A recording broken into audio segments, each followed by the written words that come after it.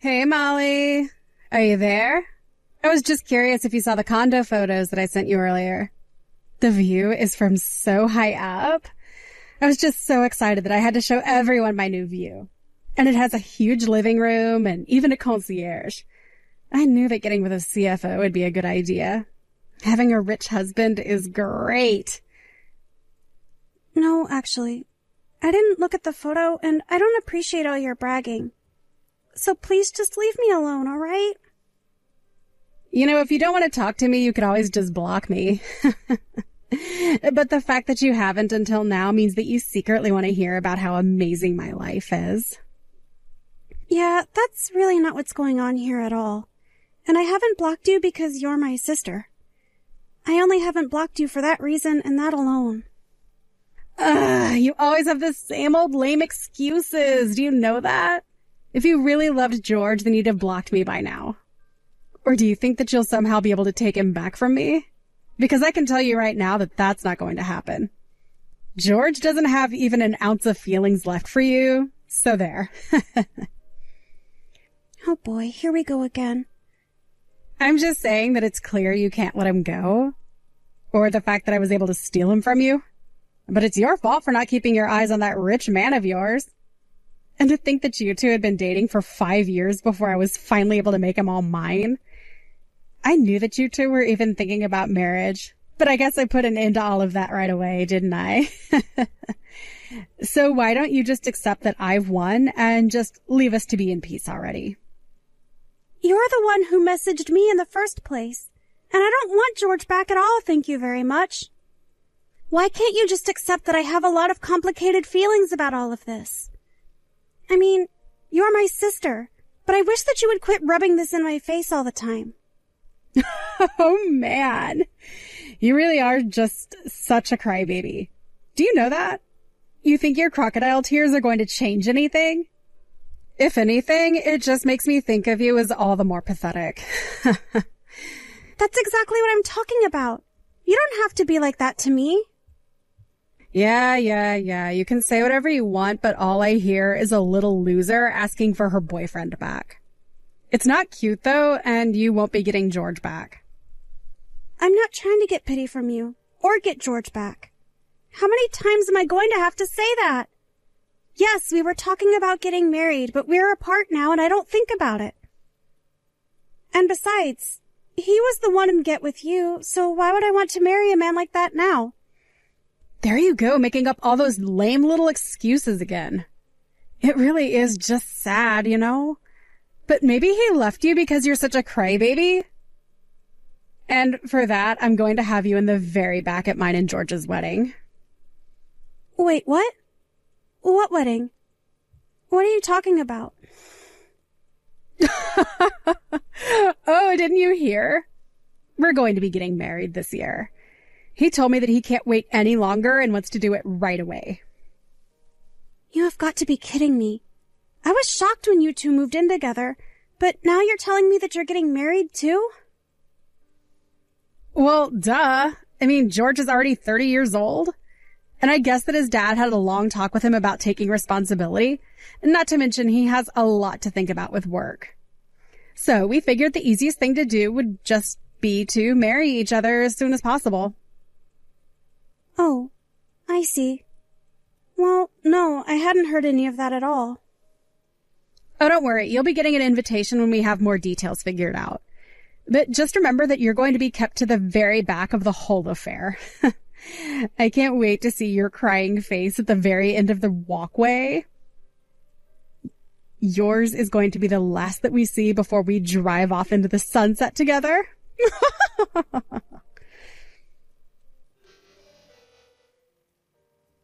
Oh man, don't you have any pride for yourself, Molly?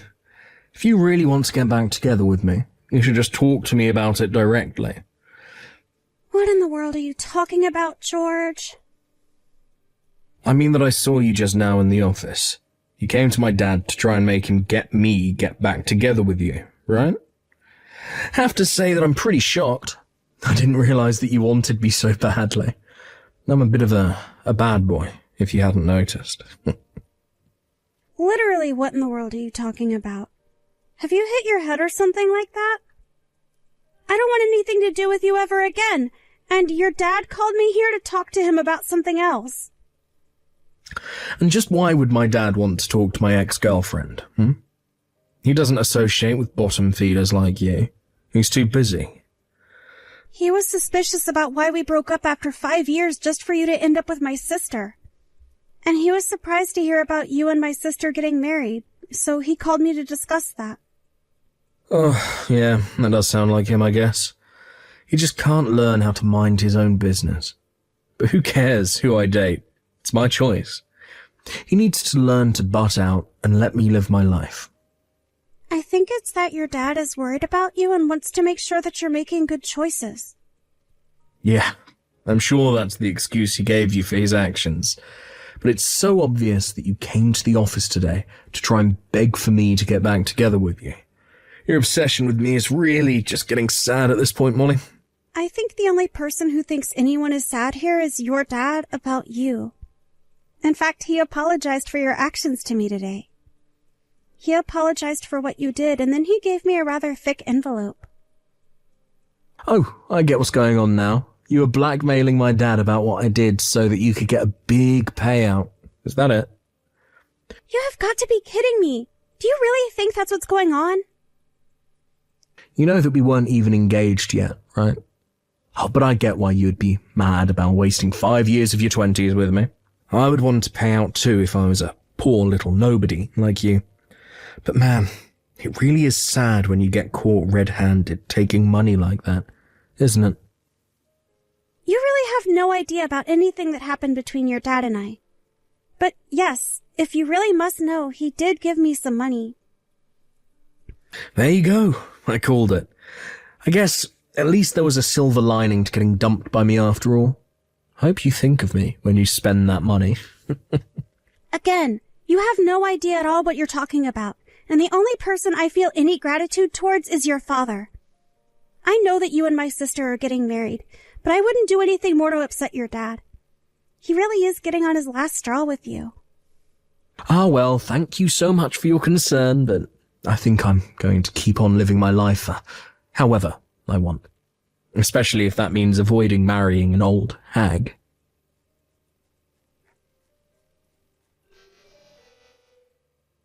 Hey there, sis. Did you get the invitation to my wedding?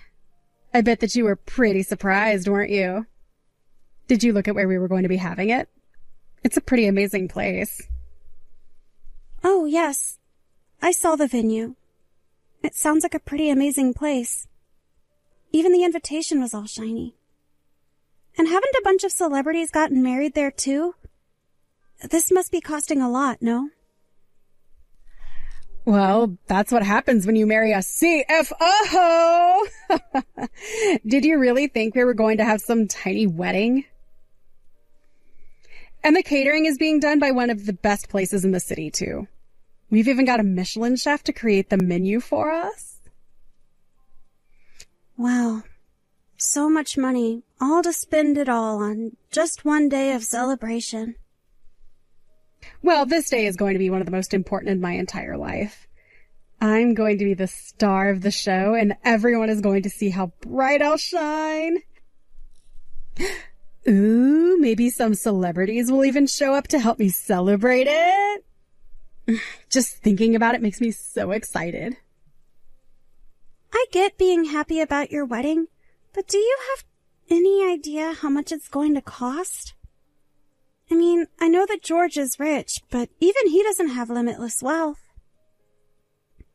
And you've basically been nothing but a mooch ever since you graduated. I have not been a mooch or anything like that. At all. I've made my own money off of modeling, thank you very much. I'm a model with an agency and everything. Sure, I have a part-time job that I have at my office and everything, but I'm a model. Don't get me wrong. It sounds to me like you have a really booming career there. But are you really saying that a part-time model and her unemployed fiancé are going to be able to afford something like this? I hope you two weren't planning on trying to pay for the whole thing through your wedding gifts. Who is unemployed here? Besides, there's really nothing to worry about at all. I mean, George's dad is going to be paying for it all anyways, so we're not going to be paying for anything. Hold on a second. You mean that George's dad really said that he's going to pay for it? Oh, come on. Surely you can't be surprised about that, right? I mean, of course he was going to. George is the CFO of his company. Of course his dad is going to pay for the wedding. Not just the venue. He's going to pay for the catering and staff and everything. We won't have to spend a single dime. But what I want to know is, if George's dad really actually promised that he would pay for your wedding, I mean, did he actually say those things? Because as far as I know, his dad really didn't seem to approve of his son sneaking around one bit. Oh, George told me all about how you were called into his father's office and how you probably tried to rat us out for your own benefit. But even then, there was no scolding that came or anything. Don't you get it? This just proves that I've won. I'm in and you're out, and that's that. He clearly approves of our wedding, and it's obvious that he's going to support us. Okay, I mean, I wasn't going to throw a fit about it or anything like that. I was just curious about what he said is all. And just why in the world do you even care now that this doesn't even involve you, huh? Did you really think his dad wouldn't support his own son? I mean, you know that George is going to take over the company once his dad steps down, don't you? There's no way that he wouldn't pay for a wedding with so much on the line. Well, that's interesting that you say that, because I'm actually not so sure he is going to be taking over. You really have no idea what you're talking about. You're just jealous because we're going to have the amazing wedding that you never could. But don't worry, it's not like we're not going to invite you. In fact, the both of us really hope that you show up. We want to rub your face in our success. Well, I'm your sister, so of course I was going to be at the wedding. But you said you were going to sit me in the back.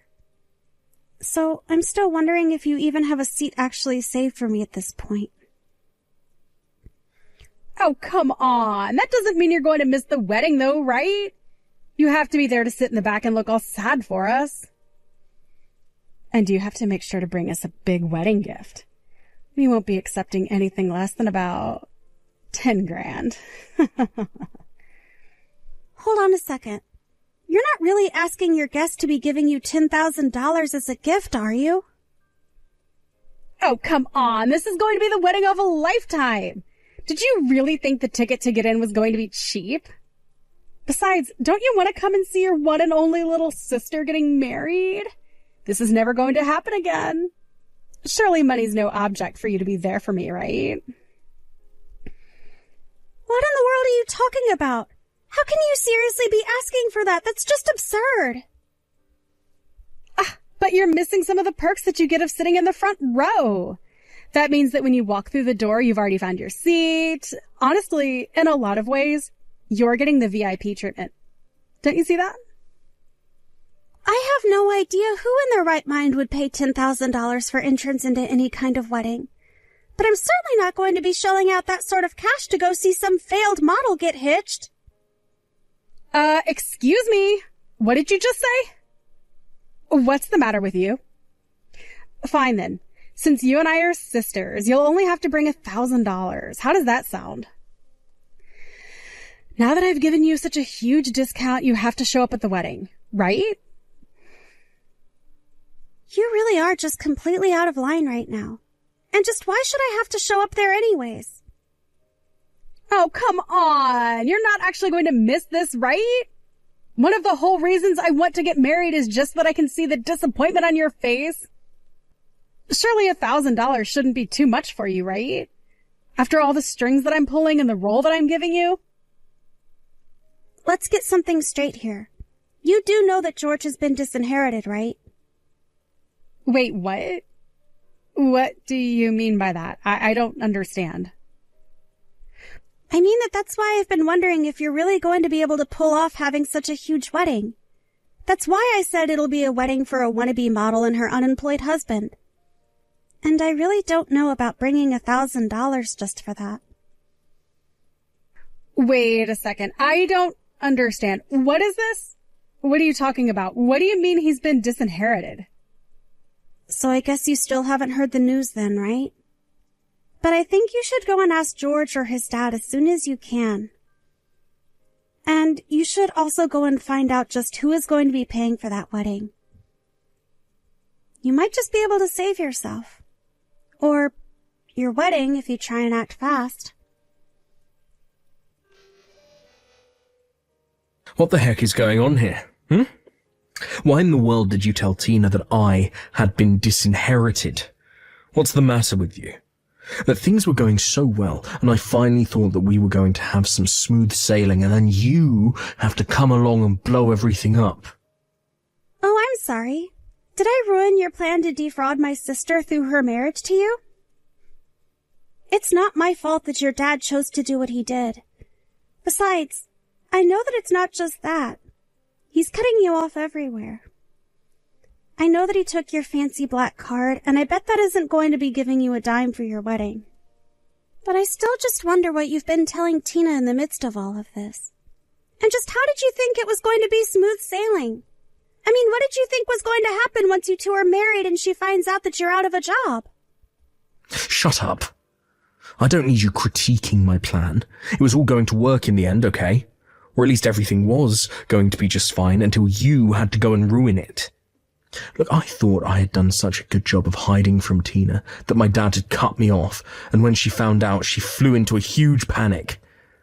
Oh, yes, I bet that she would have. And I don't blame her one bit for it. It really is ironic, though. She was getting married to you and thought that she'd be set for the rest of her life. You two even wanted to invite me so that you could try and rub my face in it. But now the only people who are going to end up regretting everything are you two. What's the matter with you? How dare you talk as if you're not a part of this? You did this. This is all your fault, and you have to pay for this.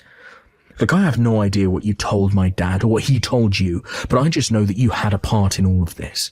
Wow. Well, here's a side I didn't think I would see of you. You're so desperate now.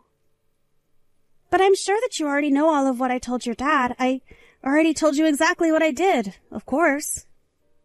But you had quite a different attitude when I was there at the office. You were so cocky, weren't you?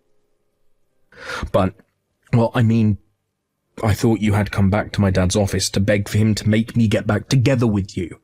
And even if my dad did want to know the truth about how your sister and I got together, you didn't have to tell him the part about where I was cheating on you.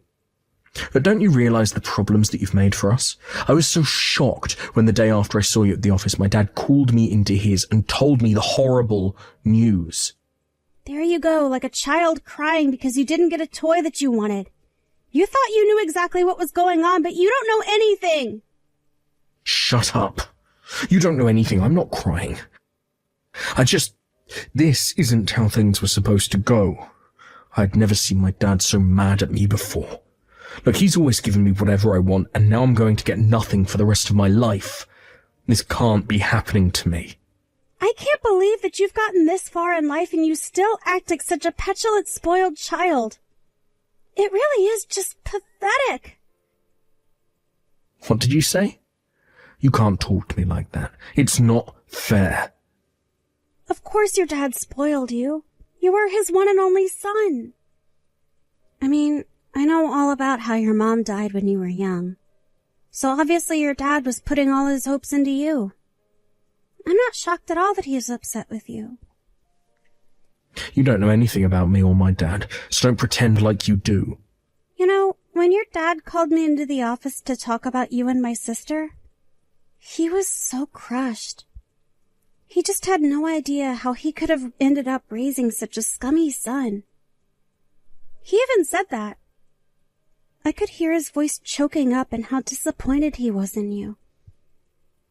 No, that can't be right. Please tell me this isn't true. This can't be happening to me. Well, I think you have more pressing things to worry about now.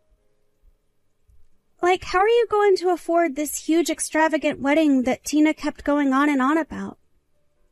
Why don't you quit crying like a baby to me and get the rest of your life in order, huh?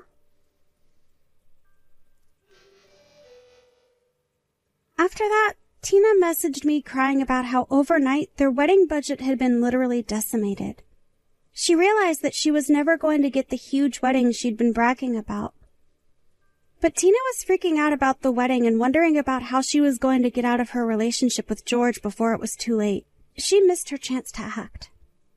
George had already sent the wedding certificate to be filed away, and wedding or no, the two were legally husband and wife now. The two of them ended up moving into a cramped little apartment and had to take the first job that they could find. George begged his father for money over and over, but it was no use. He even burst into his father's building to beg for help, but George's dad later told me was carried out by security promptly. Ever since then, Tina has been too busy handling her own crazy life with her own terrible husband to bother me anymore. As I mentioned above, George's father and I still keep in touch. I had heard from some of the staff about how angry he had gotten at his son, but to me he had never been anything but kind and courteous. As for me, I was more or less able to rid myself of Tina and George and simply went on with my life. I was glad to have dodged that bullet and was satisfied that I had put an end to Tina's wedding plans before she would have ended up with the bill for such a huge affair. Whether she'll ever see it that way is another issue. Thank you for watching. If you liked this video, please give it a thumbs up and don't forget to subscribe to see more content.